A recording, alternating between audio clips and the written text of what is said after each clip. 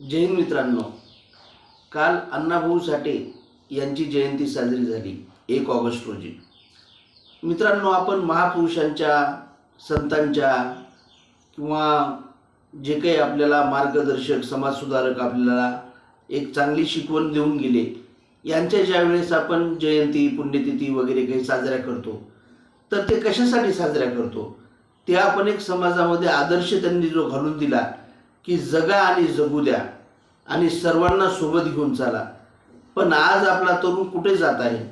आज साहित्यरत्न अण्णाभाऊ साठे असतील, भारतरत्न डॉक्टर बाबासाहेब आंबेडकर असतील, छत्रपती शिवाजी महाराज असतील, महात्मा ज्योतिबा फुले असतील, आज सर्वच महापुरुष किंवा संतांच्या आपण ज्याही काही जयंत्या साजऱ्या करतो, तर या जयंत्याच्या माध्यमातून आपण त्यांच्या आदर्श काय देत आहोत?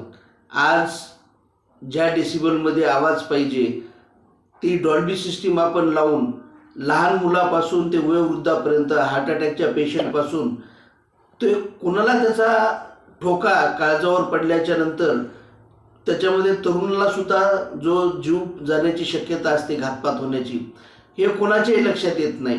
आज आपण त्यांच्या जयंत्याच्या स्वरूपातून एक विनाकारण जनतेला त्रास देणे, अशाच प्रकारचा आपण सर्वजण काही मिळून आपण युवक ते करत आहोत. तर हा प्रकार बंद झाला पाहिजे. आपण जेव्हाही महापुरुषांच्या जयंत्या साजऱ्या करू, माझा विरोध नाही. आपण रस्त्यावर आपला तो दिवस एक आनंदाचा असतो, आपल्या महापुरुषाबद्दलचा आपला प्रेम व्यक्त करण्याचा असतो. पण त्या दिवशी आपण सर्वांनी त्या महापुरुषाचा बँड जयंती दिवशी म्हणा किंवा अजून इतर कुठल्या कार्यक्रमा दिवशी म्हणा, बँड लावणे, कमी आवाजामध्ये साऊंड जरी लावला तरी कमी आवाजामध्ये. मित्रांनो, माझी दुकान परळी शहरामध्ये ज्या ठिकाणी आहे, तर वर्षातले जे काही समजा असे 12-15 दिवस जे आहेत महापुरुषांच्या जयंत्याचे, तर त्या दिवशी अक्षरशः मला घराकडे जाताना किंवा तो बँड ज्यावेळेस चालू होत होतो त्यावेळेस ते दुकान बंद करून मला जावं लागतं लवकर. कारण बँड जर टावरला सुरू असला तर तिथपर्यंत त्याचा आवाज येतो, म्हणजे किती हा मोठा आवाज असतो. आणि विशेष करून मित्रांनो, जे मला बोलायचं आहे तर त्या बाबतीमध्ये परळी शहर पोलीस प्रशासन, जे की बीड जिल्ह्यामध्ये डॉल्बीला बंदी आहे, पण तरीसुद्धा परळी शहरामध्ये राज-रोज वाढदिवसाचे कार्यक्रम असोत, लग्नाचे कार्यक्रम असोत, महापुरुषांच्या जयंतीला तर काय कोणी घाबरतच नाही. त्यांना वाटतं की बाबा महापुरुषांची जयंती आम्ही एवढी साजरी करतो, आमच्या जयंतीला कोण ना करणार आहे. पण आपण आपल्या महापुरुषांच्या आत्म्याला किती त्रास देत आहोत ते जर वरून पाहत असतील तर त्यांनाही वाटत असेल मी कुठल्या समाजाची अपेक्षा केली होती आणि हा समाज मला कुठं नेऊन ठेवतोय.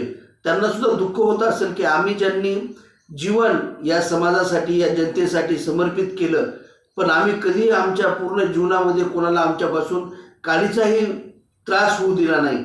आणि आमच्या मृत्यूनंतर, आमच्या जाण्यानंतर हा समाज आमच्याच नावावर कशा प्रकारचे विनाकारण जनतेला त्रास देत आहेत, याबद्दल त्यांचा आत्मा किती दुखावत असेल, हे आजच्या तरुण पिढीने, प्रत्येक समाजातल्या युवकांनी लक्षात घ्यावे.